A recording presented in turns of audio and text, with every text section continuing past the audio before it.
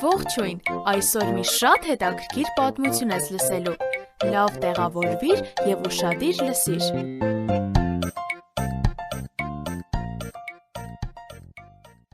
Ուրա, հինգշաբթի օրը դպրոց չեն գնալու, քանի որ տոնական օր է։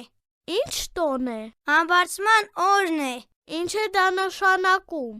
Դե, այդքան էլ չգիտեմ։ Կուզես բացատրեմ քեզ։ Այո, մենք ուզում ենք իմանալ։ Համբարձման օրը մեզ հիշեցնում է, որ Հիսուսը վերադարձավ երկինք երկրի վրա իր ծրագիրն իրականացնելուց հետո։ Այն տեղի է ունեցել Զատիկից ճիշտ 40 օր հետո։ Այդ 40 օրերի ընթացքում Հիսուսը իր աշակերտներին էր հայտնվում։ Նրանք տեսան նրան, լսեցին և հաց կերան նրա հետ։ Մի օր նա հայտնվեց ավելի քան 500 հոգու։ Եվ Զատիկից 40 օր հետո նա Ձիթենյաց լեռան վրայից համբարձվեց։ Նախքան համբարձվելը նա ուզում էր առանձին մնալ նրանց հետ, որ մի շատ կարևոր բան ասեր նրանց։ Ես կատարեցի Աստծո ծրագիրը, իսկ հիմա գնացեք և աշխարհի բոլոր մարդկանց պատմեք, որ ես մահացա նրանց համար և հարություն առա։ Ասեք նրանց, որ դիմեն ինձ, իրենց փրկիչը լինելու, և մի օր ինձ հետ երկնքում կլինեն, և հիշեք, որ ես միշտ ձեզ հետ եմ լինելու և զորություն եմ տալու, որ պատմեք ուրիշներին իմ մասին։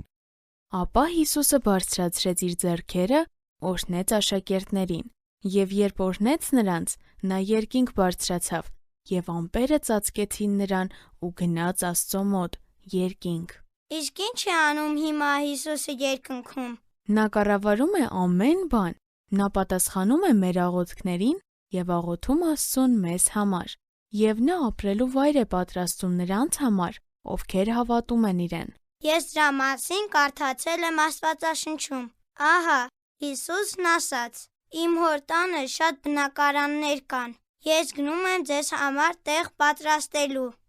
Արդյոք աշակերտները չէին տխրել, երբ Հիսուսն այլևս նրանց հետ չէր։ Ամենևին, քանի որ նա խոստում ուներ։ Ինչ խոստում։